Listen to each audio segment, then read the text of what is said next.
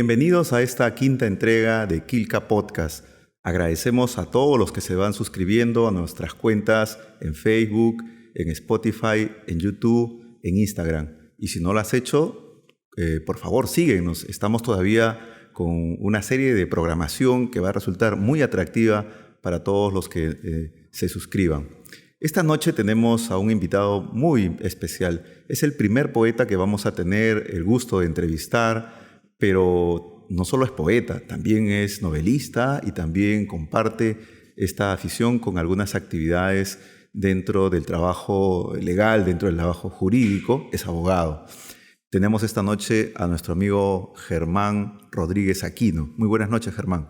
Muy buenas noches, Santiago. Te agradezco a través de Quilca Podcast la oportunidad de estar aquí en tu programa. ¿Cómo podremos entender el trabajo que tú tienes, que es realmente interesante por las obras que has publicado, pero cómo compaginas esa actividad de poeta, de novelista y también de abogado? Es un tanto difícil. Fíjate que no eres la primera persona que me lo pregunta en una entrevista. Ha habido un par de personas que me lo preguntaron de otra forma, no como tú, pero te diré que a veces es una cuestión en donde uno pierde muchas energías. En realidad, yo me estoy dedicando ahora mucho más a la literatura, que es lo que amo hacer, que al tema de la abogacía. Soy abogado desde el año 2004 exactamente, colegiado en el 2004 y titulado en la Universidad Villarreal en el 2003. Sin embargo, dejé por un tiempo la literatura para poder hacer un poco de dinero y quién sabe también servir a mis clientes. Es consecuencia de servir bien a los clientes el que puedas, en este caso, vivir de tu profesión. Y lo hacía lo mejor que podía, pero me di cuenta conforme pasaban los años que no era lo mío, que realmente soy un abogado de profesión, pero un escritor de vocación. ¿Y cuál es el que consume más tu tiempo? ¿El hecho de ser novelista, poeta o abogado? El hecho de ser novelista.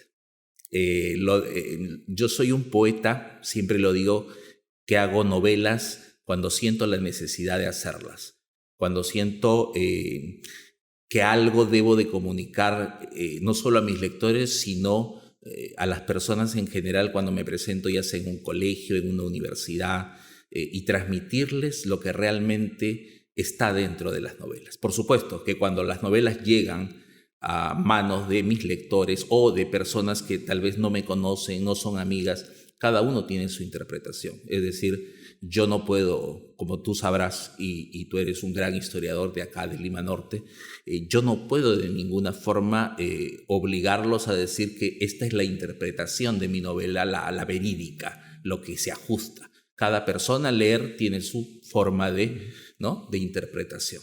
Pero originalmente tú no quisiste ser abogado, tú quisiste ser periodista, creo. Yo quise ser periodista, sí. Es más, yo le mandé algunas cartas a César Hildebrand, reconozco, y una de ellas me contestó cuando César era director de la revista Sí, no sé si te acuerdas. Uh-huh. Era director de la revista Sí, desarrollaba el tema de las entrevistas a nivel de televisión. Y me contestó de una forma muy calurosa, el que un chico de 14 años le escriba, ¿no? Y realmente eso me dio mucha satisfacción. Pero ¿y entonces cómo comprendemos esta afición? ¿Cómo periodista, nace? Después abogado. Yeah. ¿Qué finalmente te inclinó? Lo que pasa es que, cuando entro al colegio... Cuando entro al colegio, el fundador del colegio, San Roque, me inscribe a mí, y yo no lo sabía, sino que era un buen alumno dentro del curso de Lengua y Literatura como corresponsal del diario El Comercio. Y desde los 12 años comencé a escribir en el diario El Comercio, hasta los 16 que terminé como corresponsal de ahí. Es decir, fui todos los años corresponsal. Entonces ya el periodismo estaba metido dentro de mí. Y a pesar de eso, pues me decanté hacia la profesión de mi padre, profesión que también tiene mi hermana, y algunos otros miembros de la familia, ¿no? Pero no fue algo que de alguna otra manera fue casi una imposición, No, o jamás. casi como una obligación, como muchos casos ocurre, ¿no? Bueno, mi padre era impositivo, era una persona autoritaria, nunca un mal padre. Siempre tengo que en paz descanse mi señor padre, su nombre lo heredé de él, Germán Rodríguez, igual, solo que él era Espejo, yo soy Aquino, aunque más me conocen como Aquino, me dicen doctor Aquino en vez de decirme doctor Rodríguez, pero nunca fue una obligación en la que de repente me amenazaba o me coactabas, pero creo que sí había una especie de decir, vamos hijo, o sea, quiero que estudies esto porque esto es lo que realmente te va a dar, esto es lo que realmente con esto puedes tener un trampolín hacia la política y cosas por el estilo, ¿no? Entonces, la decisión ya fue mía y decantarme hacia la carrera de Derecho, ¿no? Y cuando terminaste la carrera de Derecho, ¿tu padre todavía estaba con vida? Sí. ¿Disfrutó este tema de la graduación, tu colegiatura? Por supuesto. Mi padre vivió hasta el año 2011. Es más, nosotros hemos trabajado juntos hasta ese año, porque fallece mi padre en mayo, precisamente el 31 de mayo del año 2011, y me acuerdo mucho que en esa etapa yo sufrí un tanto de depresión por la muerte de mi padre, ¿no? Debe haber sido la tristeza, el luto de poder trabajar con él, de convivir, de aprender y de sobre todo llevar casos cuando él también se encontraba mal de salud, casos de él que empecé a llevar yo, de todo tipo, ¿no? O sea, no solamente nos dedicábamos a llevar casos civiles, administrativos, llevábamos también casos penales y otros más. En una parte de algunas entrevistas que has concedido a algunos medios, mencionabas, por ejemplo, que la literatura es un espacio como una puerta abierta que te permitía de pronto cambiar de resultados judiciales. Cuando algún proceso de pronto no te iba tan bien, en la literatura podías tú escribir el final que querías. ¿Esto es casi como una catarsis? Sí, definitivamente. Y los 3 libros, es decir, me refiero a mis 3 novelas, porque 2 son poemarios. Hasta ahorita llevo 5 publicaciones, a Dios gracias. Y bueno, sí es una catarsis. En realidad, Santiago, la catarsis viene por el hecho de que la justicia, no solo en nuestro país, sino en toda Latinoamérica, está de patas arriba. El resultado de esto es que los poderes del Estado, aparte del judicial, el poder legislativo y el ejecutivo, pues no funcionen de una manera sistémica, de una manera ordenada. El poder judicial, yo no voy a decir que es peor que tal o cual poder, pero lamentablemente ha estado funcionando muy mal, sigue funcionando muy mal ahora con el tema del COVID, que lamentablemente muchos seres humanos estamos de alguna manera con mucho pánico para poder salir a las calles y de repente no contagiarnos de una enfermedad que es mortal, que ya es mortal en muchos sitios del mundo. Pero sí, vuelvo a repetirte, en mis novelas, sobre todo en mis novelas, porque la poesía que yo hago es más una poesía romántica, yo les pongo un final de acuerdo a lo que yo pretendo. Es más, me voy al estilo federal, es decir, al estilo de lo que realizan los Estados Unidos de Norteamérica, en donde había Perry Mason, algunos abogados, en donde ellos convocaban un jurado. Es más, allá puedes seleccionar tu propio jurado. Y esto es casi como un acto de protesta, me imagino. Por supuesto, sí, porque acá en el Perú creo yo que se debería implementar un jurado y no que sea el juez quien dé la sentencia, sino un jurado respetable de un determinado distrito, de un determinado pueblo, que pueda de alguna manera estudiar el proceso, que haya un fiscal que acuse, que haya un abogado defensor, que esté el juez, pero que el juez no sentencie, porque el juez se puede decantar o parcializar hacia una de las partes. En el caso del jurado, por ejemplo, el jurado es quien va de alguna manera a tomar las riendas estudiando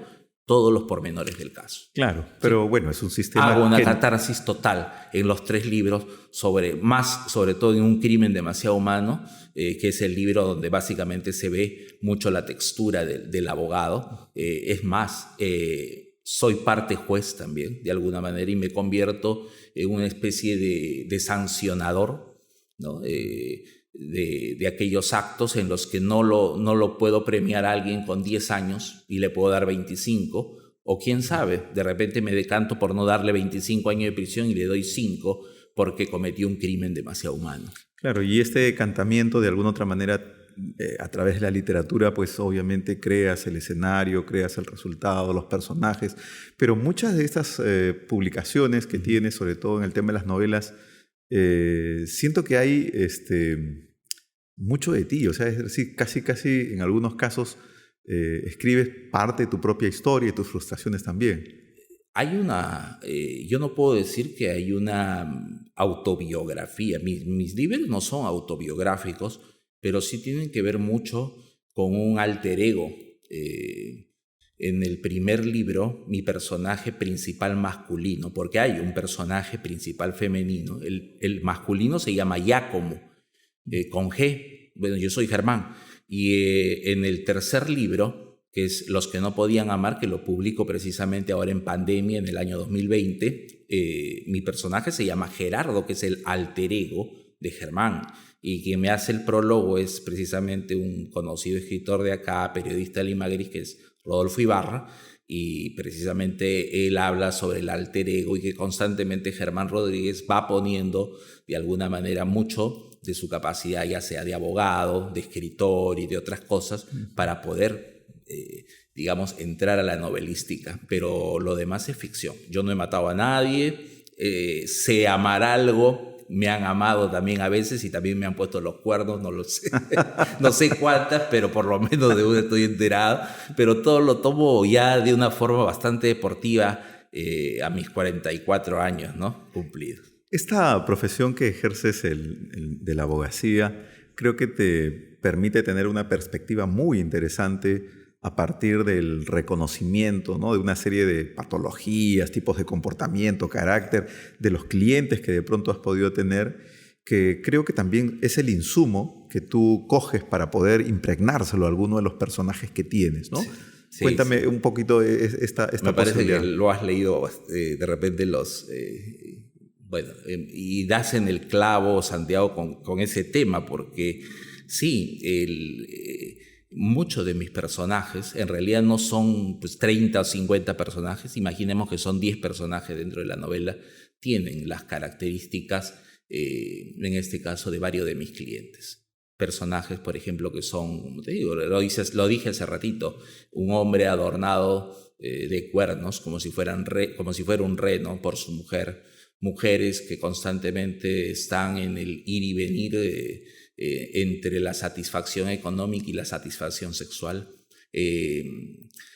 taras o conductas sexuales aberrantes, como por ejemplo la ninfomanía, que es un tema recurrente. Algunos prologuistas me han dado en llamarlo como novelas eróticas, por ejemplo la segunda, del éxtasis a la desolación, pero creo que la ninfomanía en las mujeres y la satiriasis en el hombre, que es el sátiro, es no poder controlarse para tener relaciones sexuales. Y eso está muy presente en varias de mis novelas. Así que muchos se alimentan de personajes y de personas, hombres y mujeres que he tenido dentro de la oficina, clientes, no solamente por ese tema, sino también por el tema de cómo responden. Me gusta mucho la gente temperamental, pero para, por supuesto, ya resolver el caso de una persona, pues me gusta mucho la persona que se deja manipular un poco. Porque una persona que por ahí, manipular en el buen sentido de la palabra, manipular en el sentido de que ambos tengamos empatía, no manipular en el sentido de que yo haga lo que quiera con él. Porque hay gente que es tan temperamental que te puede incluso decir, yo me quedo acá hasta que me devuelva su dinero, mi dinero, doctor, y si usted no me lo devuelve va a ver lo que le va a pasar. Y tú me preguntarás, ¿te lo han dicho? Sí, me lo han dicho. Me imagino. Cuando te cuento, porque yo tengo algunos de tus trabajos y obviamente siempre cuando intento entrevistar a alguien trato de consumir su producción para poder de alguna otra manera acoger, ¿no?, este espíritu y la metodología que tienen a escribir. Te cuento que uno de tus novelas justamente lo tenía ahí en el escritorio. Uh-huh. Y un familiar mío, bastante joven, lo cogió por interés, por la carátula, no lo sé, finalmente cuando terminó de leerlo, o no creo que lo terminó de leer, pero al menos avanzó a algunas páginas, ¿no? Y me dijo, ¿de dónde has sacado esto?, me dijo. Y yo le digo, ¿pero por qué?, le digo. Es que la verdad que lo he leído y rompe con todo lo que he leído, me dice, porque he leído de pronto cosas mucho más light, mucho más suaves, y esta es muy, muy cargada, muy profunda, incluso hasta, como tú mismo lo mencionas, ¿no? Bastante erótica, ¿no? Y eso como que de alguna otra manera también rompe con esta tradición muy cucufata, ¿no? De escribir de pronto cosas que la gente piensa, Sí. que la gente hace, Así es. pero que a veces no tiene este atrevimiento de mostrarlo, de decirlo, y que además forma parte de una realidad bastante compleja en nuestra sociedad y que mucha gente seguramente practica y desarrolla y tiene hábitos y costumbres. Pero tiene temor de contarlas. Pero tiene un temor, pues, Sí. porque obviamente dentro de la literatura esto genera ciertos escándalos. Sí, lo que tú dices es completamente razonable y cierto. Algunos utilizan la palabra controversial. O sea, Germán Rodríguez es un escritor de novelas controversiales. Es decir, esto rompe el molde, porque yo les hablo del fetichismo, de la ninfomanía, de la satiriasis, del voyeurismo, es decir, de todas las parafilias sexuales habidas y por haber. Ahora, y tú dirás, ¿y esto cómo lo aprendo? Bueno, en el curso de Derecho yo llevo medicina legal, yo llevo criminología, en donde aprendo ciertas, de alguna manera, conceptos de lo que te estoy mencionando, pero también indago, es decir, me voy a indagar. Cuando escribo Un crimen demasiado humano, indagué en el Hospital Víctor Larco Herrera, por ejemplo, para ver el tema de las personas que se habían trastornado por X motivos, ¿no? Porque el personaje es un personaje bastante deprimente. Un medio español, una editorial, lo consideró como un outsider, o sea, la persona que sigue dando... que permite que el escritor sea prolífico, la persona, el outsider, que de alguna manera es el ser atormentado o ese ser que de alguna manera busca la redención. Entonces, sobre ese camino, digamos, me alentó mucho a escribir, bueno, ya el resto de mis obras, ¿no? ¿Qué es lo que te ha traído más satisfacción? ¿Tus novelas o tus poemas? Satisfacción un poco económica mis novelas, porque no viví exactamente de mis novelas. Se venden más. Tú sabes muy bien, Santiago, que la poesía en el Perú, tenemos grandes poetas, empezando por Vallejo. Después, por ejemplo, Jorge Eduardo Eyelson, para mí es un tremendo poeta, junto con Westphalen, de 1920. Por ahí me gusta Carlos Sologuren, si no me equivoco, Javier Sologuren, perdón, Salazar Bondi, la época del 60, que es una época donde está Inostroza, Cisneros, Heró, Juan Gonzalo Ross, Blanca Varela, que era amiga ya del Nobel Octavio Paz, por ejemplo, y donde le prologa su libro Puerto Supe, y Octavio Paz en una, y de repente la has escuchado, le pregunta cómo se llama tu libro a Blanca Varela, ¿no? Eran amigos junto con este pintor Fernando de Chilo, porque eran casados, Blanca y Fernando, y le dice Puerto Supe, y entonces él le dice, ¿y ese puerto existe? Y entonces él le dice, sí, bueno, ese es el título, le dice, ese puerto existe. Entonces yo leí Puerto Supe, me encantó la poesía de Blanca Varela, para mí es una de las más grandes poetas latino o hispanoamericanas del momento. Yo sé que Blanca ya murió, sin embargo ha quedado como un referente importantísimo. Bueno, toda la generación del 60 hasta el 70 me encanta mucho Verástegui, el cañetano Enrique Verástegui. Bueno, de ahí tenemos muchas propuestas, ¿no? Como por ejemplo Chirinos en los 80, ya en los 90, como yo formo parte ya de esa generación, se puede decir el 90, en donde empieza a salir Miguel Ildefonso, en donde empieza a salir algunos otros poetas que han continuado, digamos, con la saga, obteniendo premios. Y bueno, ¿no? Yo soy de repente un poeta que ya es terminando los 90, ¿no? O a mediados de los 90, por ahí. Pero nos has relatado una lista muy interesante de poetas. Sí. Pero cuando contrastamos en el imaginario ciudadano, en el imaginario colectivo, el tema de los poemas, la poesía, los versos, como que son ajenos, como que pareciera que caminaran dos mundos paralelos y finalmente no terminan de encontrarse. El consumo de material literario referido al tema de los poemas, los versos, de pronto es bastante reducido. Sí. ¿Por qué de alguna otra manera? ¿Cómo explicas ese fenómeno dentro de la ciudadanía? ¿Por qué no se apegan mucho al tema de los poemas? Yo creo que es la falta de sensibilidad. Hay mucha frivolidad. No hay la empatía de ese ser humano con el otro. No nos ponemos en la camisa o en los zapatos de los demás. Yo creo que eso es algo que todos los seres humanos, las personas, los que nos pueden ver, los que nos permiten de alguna manera comunicarles algo, ver cómo amanece la otra persona. A veces se va al trabajo con una sonrisa y vuelve con una sonrisa a casa. Y sin embargo no sabemos lo que puede estar viviendo dentro de su alma. Es decir, a veces es una sonrisa aparente, una sonrisa para la sociedad, porque tal vez por dentro está sufriendo.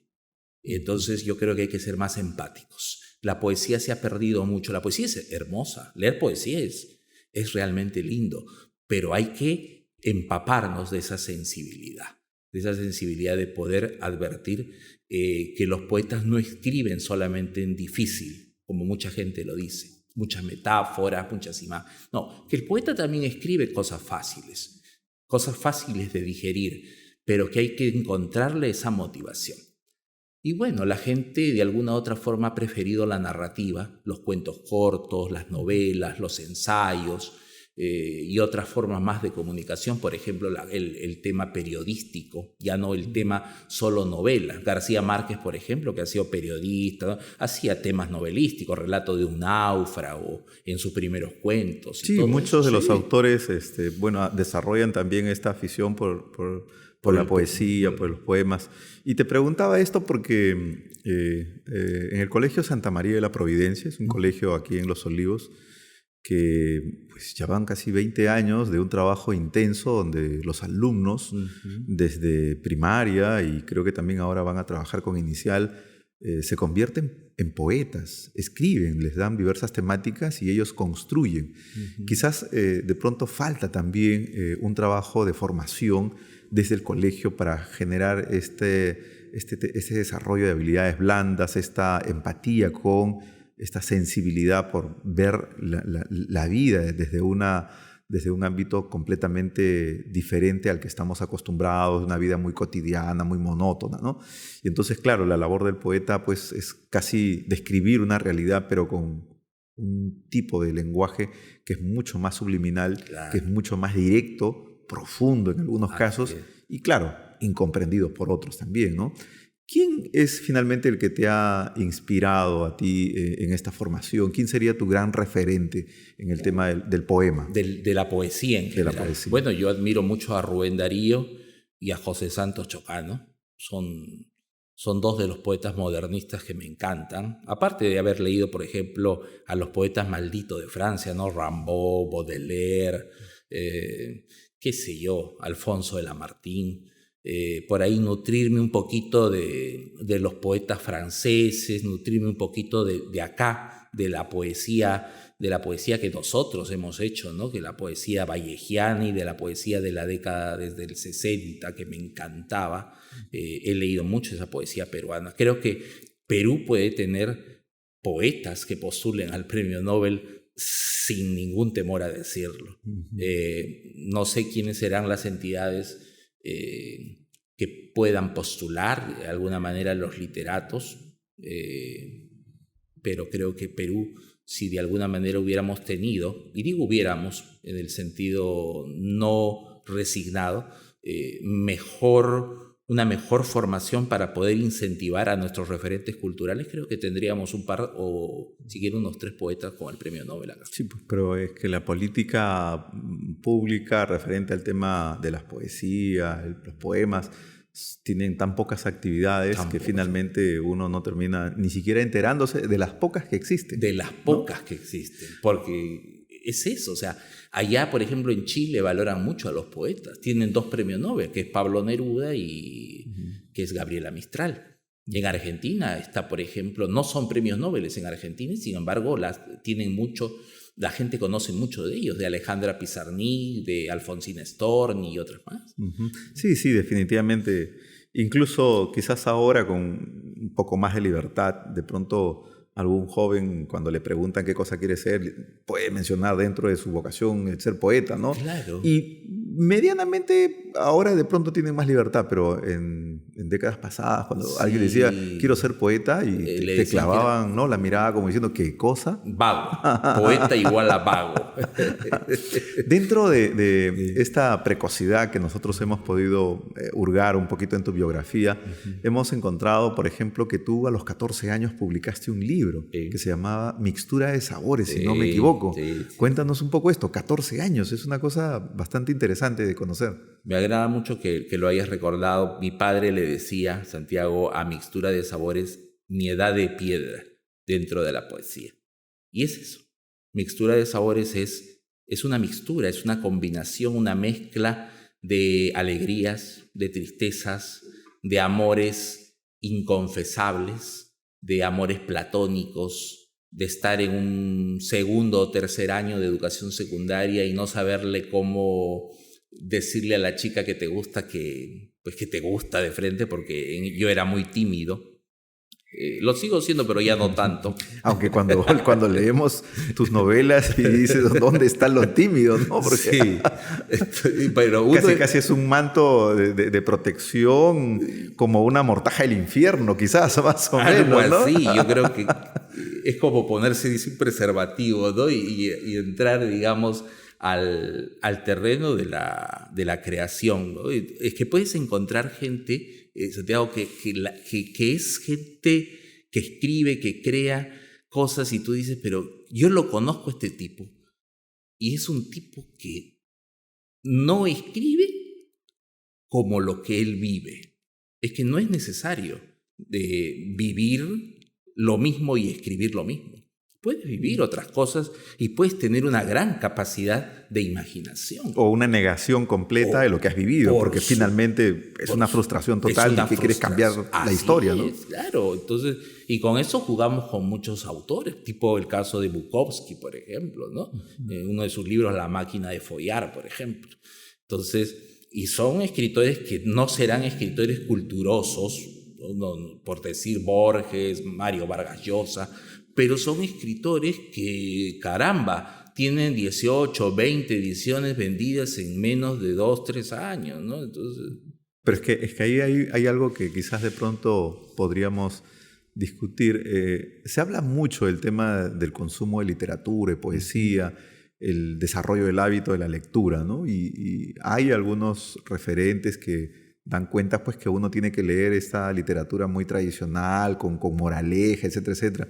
Yo particularmente estoy apegado más bien al grupo contrario, que establece que el hábito de lectura debe ser libre, es leer. Sí. Después ya en el camino universitario, en tu formación profesional, de pronto direccionarás algún tipo de lectura por algún curso en especial, alguna materia, ¿no? Pero tienes el hábito, sí. Cosa que de pronto miles de jóvenes, millones de jóvenes en todo el mundo no lo terminan de desarrollar nunca. Y si lo desarrollan, porque saben leer y escribir, no lo ejercitan, que es lo quizás más penoso todavía, porque si yo no puedo leer, pues bueno, es una frustración casi originaria, ¿no? Pero sabiendo y no lo ejerzo, eso sí realmente es una pena. Claro, porque es una frustración. Es como si hubieras estudiado algo y no lo ejecutas, no lo ejercitas. Entonces... es así, nos vemos ante tantas cosas. Por eso es que de alguna manera me preguntaba justo esto y me puse muy alegre. Mi padre, como te digo, a Mixtura de Sabores le llamaba La Edad de Piedra en mi poesía. Una edad de piedra donde podía rescatar pues 2, 3 poemas, ¿no? Y el resto estaba como para no sé si tirarlo a un tacho de basura. Pero era ya el comienzo de alguna manera de una creación que posteriormente ya se dio a los 17 años, con De las intimidades del alma y otros poemas, que es un libro inédito y sin embargo ha ganado 3 premios literarios. Hay uno de 1995 que creo que la Universidad del Centro de Huancayo te dio una mención honrosa en un juego floral. Sí. Creo el premio se llamó Julián Guanay, si no me equivoco. De las intimidades del alma y otros poemas. Escrito entre los 16 y 17 años. más o menos en la época que por ahí no empezaba, pero que escribía y ganaba pues el premio Poeta Joven Javier Heró, ¿no? Entonces, ¿cómo la vinculación con esta universidad? ¿Estudiaste ahí o participaste de manera libre? un día vi unas bases en un periódico, como una estafeta que decía bases de los Juegos Florales de Poesía de Huancayo, y me mandé con presentar el trabajo, año 94, fines, y en el 95 me sale que el primer premio era Jorge Ita Gómez, creo que un poeta bastante conocido, ha publicado varios libros, y la mención honrosa era yo, en este caso el finalista, Germán Rodríguez, ¿no? Con De las intimidades ¿Y del cuál alma. era el premio? Bueno, pues era un diploma, una medalla. ¿Y la publicación? ¿O No había una publicación, pero ¿Para el yo primer no... premio? Sí, no, para el primero y para el finalista, para el mención honrosa. El tanto es que Jorge hasta ahora, bueno, ya ha pasado mucho tiempo, no nos hemos reunido, se puede decir, y él tiene el libro, ¿no? En donde estamos los dos. Ahora, del 95, que te quedaste con las ganas de ocupar los primeros lugares, Sí. Llegamos al año 98, donde participaste nuevamente en otro juego floral, pero ya en otra universidad. En la Villarreal. ¿No? En la Universidad Villarreal, donde ocupaste el segundo lugar. Así es. Donde ocupé el segundo lugar detrás de un buen amigo politólogo, que me acuerdo ahorita cuál es su nombre, que vino a la casa un día. ¿Y ahí presentaste una novela o un poemario? Presenté unos 5 poemas de Las intimidades del alma, del libro de Las intimidades del alma. Libro que en un principio me lo iba a editar Ediciones de los Campos Magnéticos, después me lo iban a editar otra persona. Al final lo dejo porque de alguna manera ya estaba metido en todo el tema del derecho, porque yo ingreso a la universidad en el año 95 y en el 98 me mando con estos Juegos Florales, ¿no? Me acuerdo mucho de haber conversado en ese tiempo, de haber tenido la experiencia de conversar con Washington Delgado, gran poeta, ¿no? Yo recuerdo uno de los versos de Washington, tremendo bate de todas las épocas, podría decir, donde dice: toco tu mano y toco toda la hermosura que hay en esta tierra. Es hermoso. Ya que mencionas eso, ¿podrías recitarnos, leernos alguno de estos poemas? El que quieras, que de pronto... Más me guste. Perfecto. Sí, para tus oyentes, acá en Quilca Podcast, voy a tomar Para los silencios del corazón. Y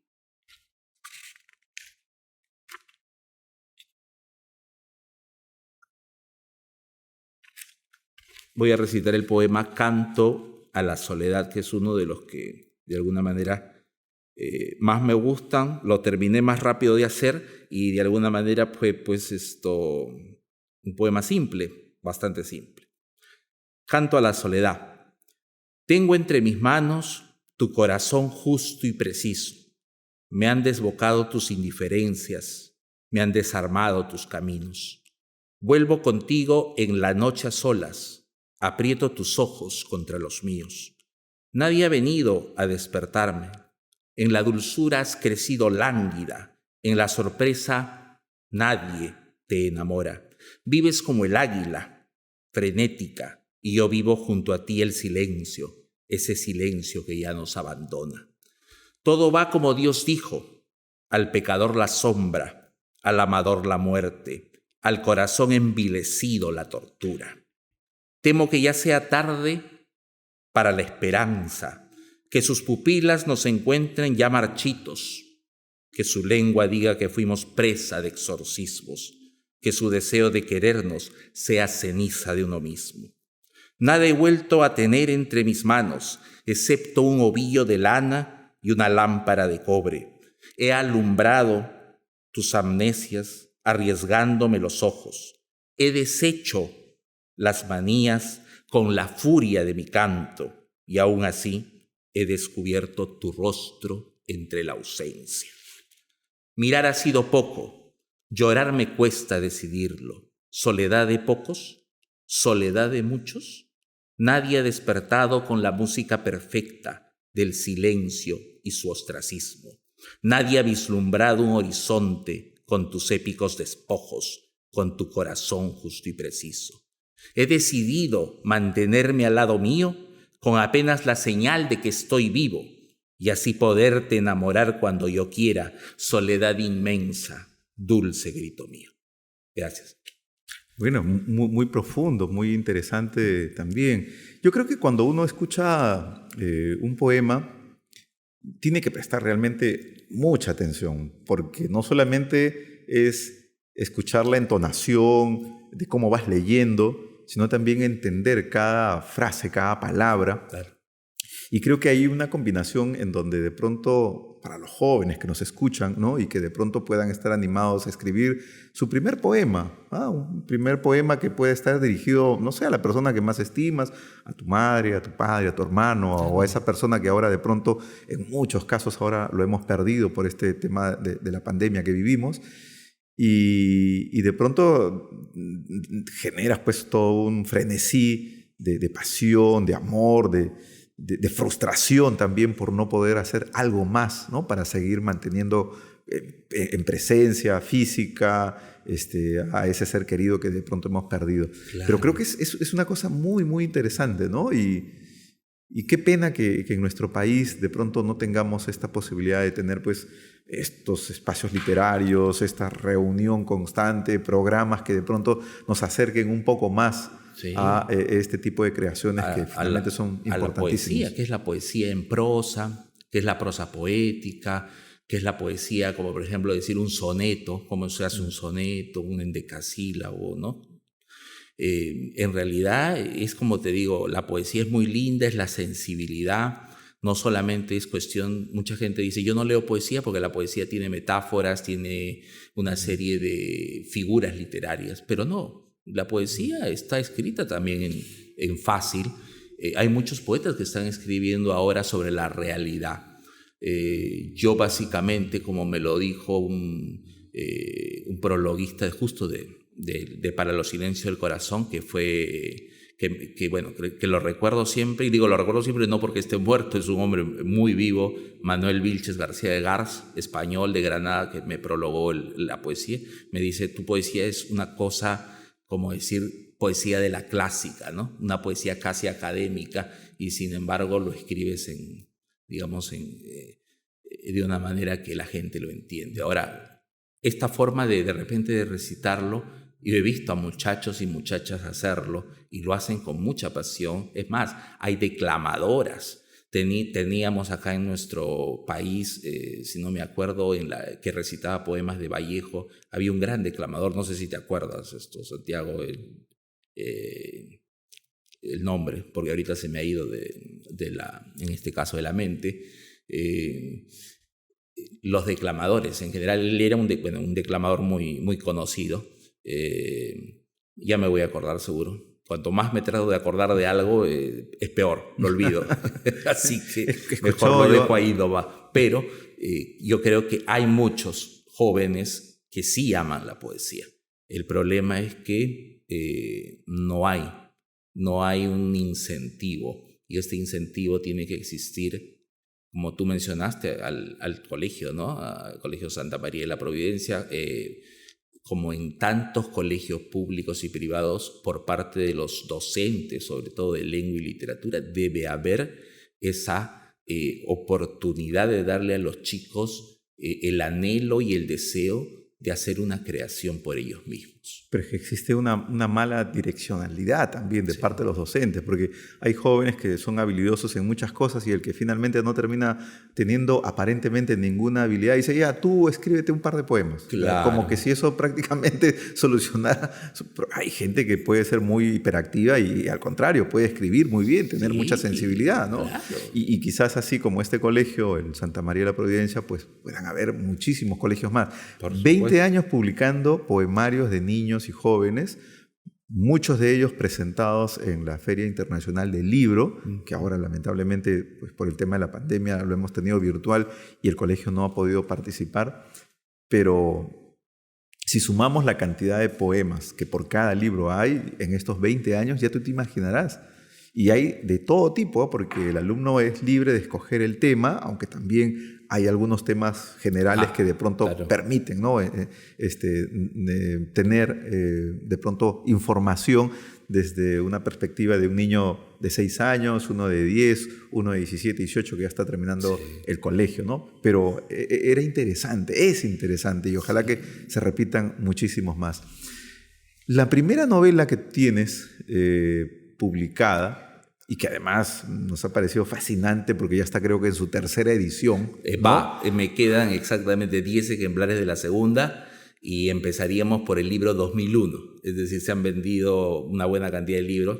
Ha habido obsequios, unos 200 a 300 euros, pero por ahí vender 1.700 libros para mí es una... Es un lujo, ya quisieran muchos autores tener ese pero nivel de por venta. Ahí en 4 o 5 años venderlo es como... Pero uno quiere hacerlo. Ahora, si uno dice, tampoco, no es que uno se ponga metas ni mucho menos, pero hay autores pues, que te vendían hace mucho tiempo como Pérez Reverte, 500.000 de libros, o Ruiz Zafón en España, por ejemplo. No, pero yo creo que estamos en otra época, que es la época digital, y la gente te consume también por internet. Así que... Un crimen demasiado humano, sí, es el título de esta novela. Sí, sí.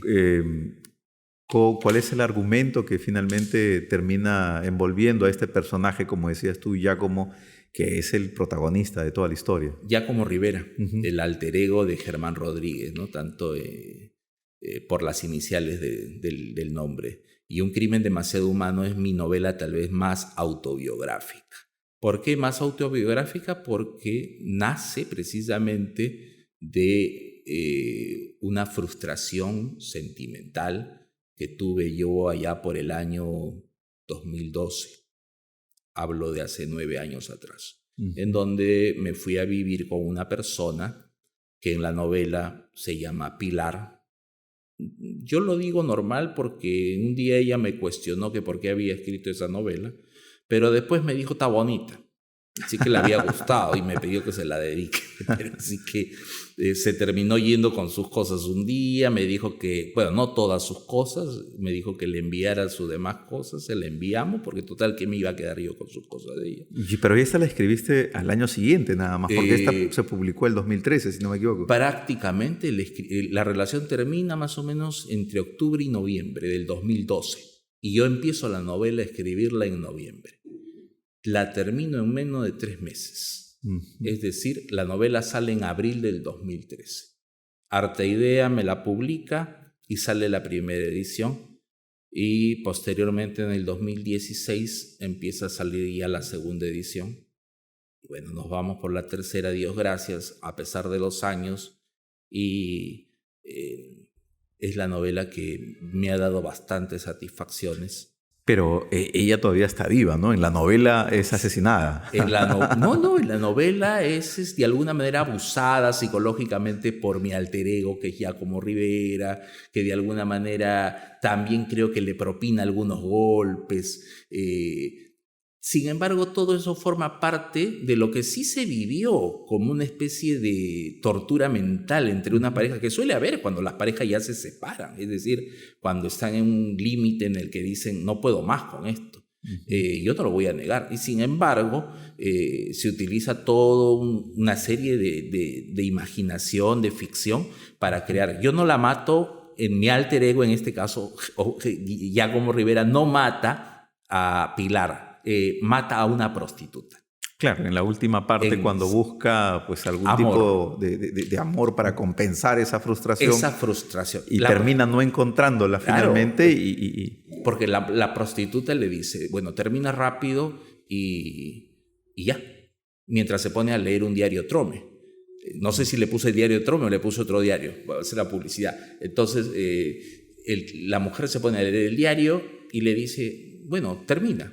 Apúrate, yo no estoy para soportarte más. Y le dice una serie de cosas y el tipo termina volviéndose loco. Le dice, si quieres te pago más dinero, si quieres te doy todo lo que tengo. No me interesa tu dinero, o sea, estoy cansada, así que... Pero el final de la novela de pronto puede generar alguna discusión porque el asesino termina perdonándose a sí mismo. Sí, esa es una... El asesino termina redimiéndose consigo mismo porque un guarda, un carcelero, le tira unas revistas, él coge de ahí unas revistas y como que lo mira también y ahí termina la novela, ¿no? Es un fin en donde de alguna manera él es... lo que pasa es que, a ver, entre la primera edición y la segunda hay algunos cambios.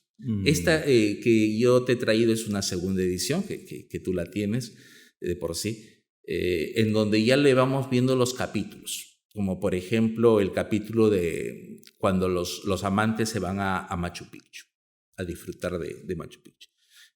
También hay un capítulo que es Amenazas y Engaños, en donde la expareja de Pilar, que es una especie de matón, pero que sirve como, que realiza el oficio de guardaespaldas de un fiscal muy importante, resulta siendo un personaje extraviado, totalmente perturbado, porque incluso un brazo lo tiene quemado desde la parte de acá hasta acá.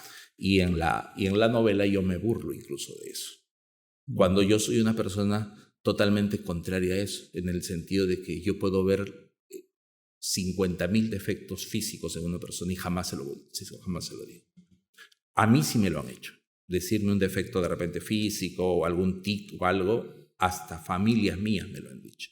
Pero cuando yo veo defectos físicos en la persona, por más feo que sea, no se lo digo. Y no se lo digo porque trato de ser empático con esa persona, de poder no lastimarlo tal vez y hacerle recordar que tiene eso. O porque uno termina solamente mirando los defectos de los demás y no, y no lo que tiene de bueno. Así, ¿no? Y no mira sus propios defectos, ¿no? Entonces es esto, el libro en sí varía un poco porque en la primera edición no se ponen todos, es un libro con un poco... yo no voy a hablar mal de Arte Idea, pero de alguna manera no se hizo las correcciones. Cuando ya yo hice esta segunda edición me la corrige una editorial española. Es decir, yo la mando a España para que le den una editorial. Dauro precisamente hace una comparación muy bonita que a mí me llenó de mucha alegría, en la que me compararon con Roberto Ar, con Juan Carlos Donetti a nivel latinoamericano y a nivel internacional, con Dostoyevsky, con Celine, francés, y con Charles Bukowski en La sed del perdedor, ¿no? En el 2016 publicas tu segunda novela, sí, ¿no? Del éxtasis a la desolación, donde pues casi toda la historia transita en un estudio de abogados, sí. Son dos abogados. Mi padre y ¿no? Y que de alguna u otra manera narra una serie de experiencias bastante, de pronto... picantes, eróticas, y que pareciera también, ¿no? Que finalmente ahí la ficción casi no se desprende de acontecimientos que han sido fuente de inspiración en esta novela.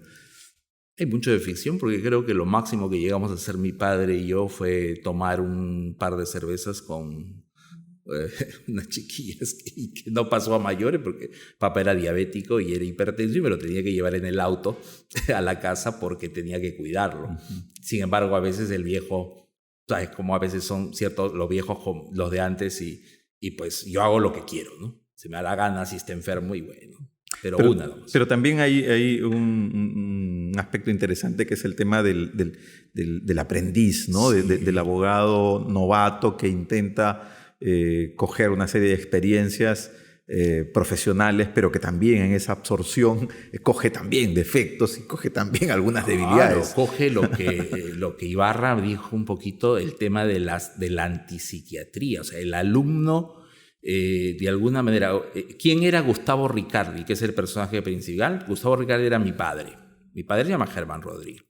Yo no me puse como un alter ego. Sin embargo, mi personaje Manuel Meléndez era como el alumno, como el aprendiz de Gustavo Ricardi, porque Gustavo Ricardi era un hombre muy sibarita, un hombre que andaba con todo tipo de mujeres, que era un abogado de mediano éxito, que tenía un buen estudio, una buena casa, que daba trabajo a abogados novatos, en este caso como mi personaje, Manuel Meléndez, y se vivían situaciones muy picantes con diversas mujeres a las que yo llamo féminas, ¿no? Que van al estudio, que se entrevistan con don Gustavo, con el tío, a veces le llamo el viejo, porque era no solamente mi mentor, era también mi mentor, mi padre, mi amigo, mi todo, ¿no? Y eso era. Pero ¿por qué del éxtasis a la desolación? porque era un tributo a mi papá. Papá siempre, o casi siempre en algunas novelas de profundidad que leía, pues le gustaba no ver novelas muy profundas, y le gustaba mucho Federico Nietzsche, el filósofo, ponía del éxtasis a la desolación. O sea que tengo que reconocer que esto es copiado, pero copiado de lo que mi padre ponía. Del éxtasis de la desolación es un título que mi padre tal vez quiso escribir, lo narraba en algunos libros colocando algunos apuntes, y escribo yo una novela de eso. ¿Y no has recibido alguna crítica de parte de alguno de tus lectores cuando de pronto el hecho de trasladar alguna experiencia personal y después evocarlo al tema de la ficción con una serie de escenarios que de pronto no son reales, algún grado de cuestionamiento? Decir, oye, pues escoge otra fuente de inspiración, porque siempre tu entorno, porque tu padre, porque tu expareja, ¿no te han cuestionado? A ver, a mí me cuestionó un chico de una editorial, no lo voy a decir que por qué tenía el cuadro de Al Pacino en mi oficina, y cuando yo era un abogado. Pues no tiene nada que ver. Puedo tener el cuadro de Van Gogh, puedo tener el cuadro de Picasso, de mujeres desnudas, y sin embargo ser un buen abogado. Eso no significa que él... pero no tenía tampoco la pintura de Al Pacino donde está fumándose una línea de coca, sino tenía la figura de Al Pacino fumándose un puro, que comúnmente a veces lo tienen como en $1, ¿no? ¿Por qué? Porque me gusta. Es más, Al Pacino es mi actor preferido. He visto todas sus películas. Y por ahí entra a tallar dentro de la novela también en un par de páginas. Así que eso fue una crítica. Después hay crítica de una señora que dijo que yo despreciaba mucho en las novelas, en este tipo de novelas, a las mujeres. Porque siempre hablaba de que las mujeres eran unas, ¿no?, prostitutas y otra serie de cosas. Como alguna persona dijo, esto es una apología al feminicidio. No, aguántame la cosa. Acá no hay ninguna apología al feminicidio, ni nosotros estamos en contra de la mujer. La mujer es lo más lindo que Dios ha creado en el mundo. O sea, yo tengo 2 hijas. Y yo que te conozco a ti, siempre cuando has ido a algunas entrevistas, siempre has llevado a tu madre de una manera muy amorosa. O sea, mi madre es lo más grande que tengo. Mi padre está en los cielos, por supuesto, él es mi ángel arriba, pero mi madre es lo más hermoso que tengo. Mis hijas. Y a pesar de que soy separado, pero bueno, el tema no es ese, el tema es que creo que tiene que partir de un fondo. Yo puedo escribir muchas cosas, la literatura se presta para todo, pero eso no significa que yo odie a una mujer o que yo odie a las mujeres. No. Claro. O sea, es totalmente distinto. Yo creo que ya la gente por ahí que maliciosamente quiere buscártela sin razón te puede criticar por eso. Y qué bueno que lo digas, sí, porque obviamente cuando uno termina de leer puede quedarse con esa sensación, sí, no. Pero en realidad es todo lo contrario. Además, vivo rodeada de mujer, mi hermana, mujer y con un carácter fortísimo, menor que yo, ante la cual tengo que terminar a veces diciéndole, sí, tienes razón, no sé por qué. Y que además le dedicas varios de tus libros y en donde haces una evocación incluso para que en algún momento pueda escribir, atreverse a escribir, porque mencionas que pues hace una serie de reflexiones muy interesantes. Está preparando su primer libro. Genial. Sol, mi hermana de 38 años, abogada también, solo que ella trabaja para el Estado, así que él está escribiendo muy bien, está con todos los ánimos de publicar su primer poemario, pero como te repito, yo creo que esto de la escritura tiene que ser algo en el que las personas empiecen, sobre todo los educadores, los maestros, ¿no? Empiecen a darle la oportunidad a los jóvenes, no solamente de alentarlos a que lean, sino lo que tú dijiste, de que lean cualquier tipo de cosas, un periódico, una revista. Papá, por ejemplo, no me exigía que yo leyera un libro específico. Yo empecé leyendo selecciones de Alrededor Díaz, de repente lo has visto. Me gustaban mucho los artículos de selecciones, leía Vanidades, leía Cosas, leía Hola salió primero, luego sale Cosas. Etiqueta Negra, una revista de literatura. Me gustaba mucho eso y no leía obras. Por ahí leía alguna de Alberto Moravia, que es mi escritor preferido en materia narrativa. Y Moravia escribe una cosa impresionante, un italiano. Él se llama Alberto Pincherle y por ser en la ciudad de Moravia, pues se pone Alberto Moravia como seudónimo, ¿no?